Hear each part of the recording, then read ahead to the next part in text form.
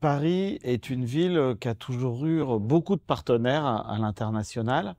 Et la maire de Paris, Anne Hidalgo, croit depuis longtemps à la diplomatie des villes et au rôle éminent des villes, et en particulier des grandes métropoles. Les discussions sont souvent nationales, mondiales, mais les solutions sont locales.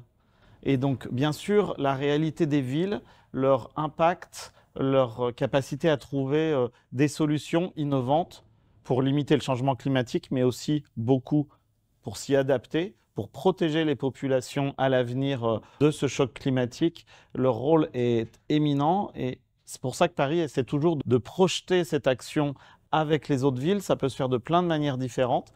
Parfois, ça se fait en faisant des coalitions sur un thème précis où on va prendre des objectifs ensemble, de sortir tous les véhicules, par exemple, diesel pour qu'il y ait moins de pollution.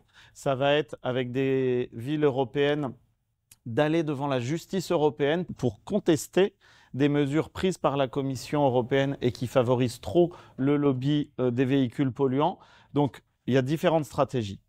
Et il y a un outil qui sert à ces stratégies, c'est le Fonds mondial pour le développement des villes, bien sûr, que Paris a le plaisir de présider avec le district d'Abidjan et dont l'objet, avant tout, est de permettre aux villes de trouver des moyens de financer leur propre transition écologique.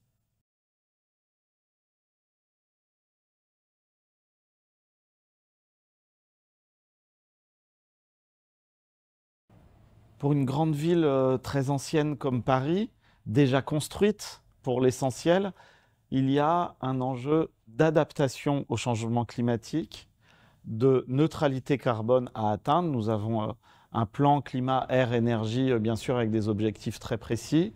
Donc, baisse de la pollution, baisse des émissions carbone, sortie d'abord des véhicules diesel, puis de toute motorisation fossile d'ici 2030.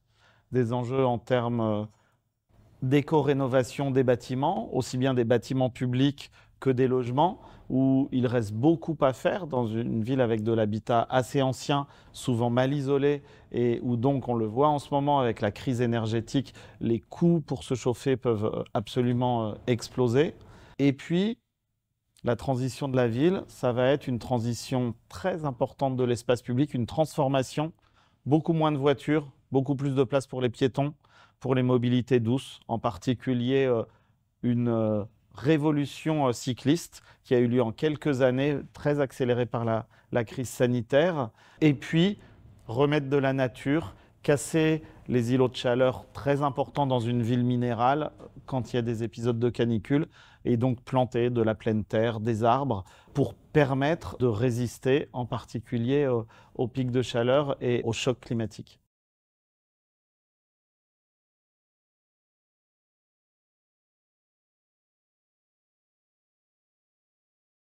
Ce qu'on observe souvent en discutant avec d'autres villes, ce sont des difficultés communes de trouver les moyens des projets de transition écologique qu'on porte, qui sont, selon les villes, aussi des projets de développement urbain, mais un développement qui vise une ville résiliente, juste, qui va d'une part diminuer son impact climatique et surtout s'adapter aux changements à venir.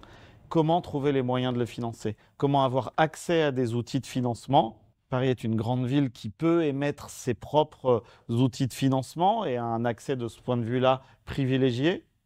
Néanmoins, nous avons quand même des vrais enjeux là-dessus, c'est-à-dire nous avons besoin d'émettre des obligations vertes, des obligations durables.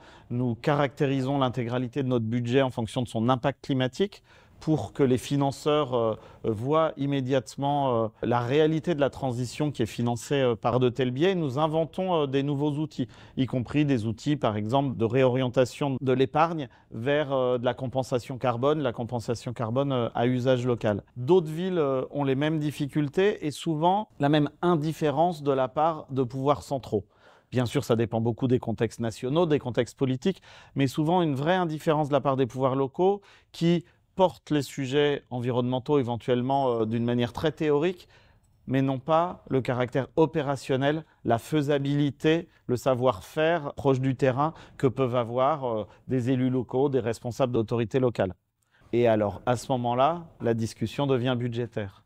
Et souvent, il y a une discussion très serré entre des autorités nationales qui peuvent avoir des recettes de fiscalité, par exemple, et qui ne les partagent pas ou qui ne souhaitent pas les reverser à des autorités locales qui pourtant portent des projets de transition. C'est une discussion que nous avons très souvent avec d'autres villes européennes. Comment, par exemple, avoir un accès direct à des financements européens pour financer les projets. Mais là, ce que j'ai vu dans ces derniers jours à Abidjan, c'est aussi une mobilisation des responsables politiques nationaux, en l'occurrence des ministres avec l'Alliance des ministres du développement urbain de la ville, qui veulent avancer avec les territoires locaux et trouver les moyens de financer leur développement. J'y vois une manière de marcher ensemble qui me semble intéressante et assez porteuse d'avenir. Et c'est essentiel que nous arrivions parce que les enjeux sont devant nous, ils sont immenses et on n'a pas vraiment le choix, il faut réussir.